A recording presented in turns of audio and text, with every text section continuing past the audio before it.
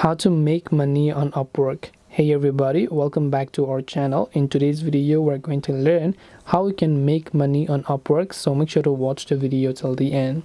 Upwork is a freelancing site and app which you can create a profile and portfolio, browse jobs and submit proposals. Here are some tips for making money on Upwork.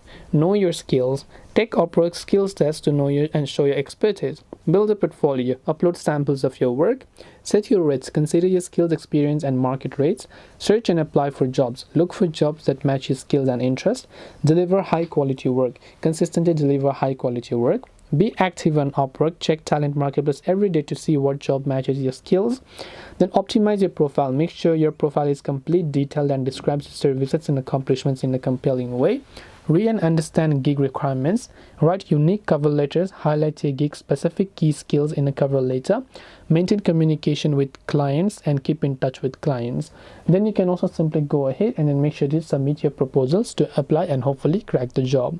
This way you'll be able to make money on Upwork. Hope this video is very helpful. If you have got any questions, then feel free to leave them down below. Thank you for watching till the very end of this tutorial and see you soon in the next video.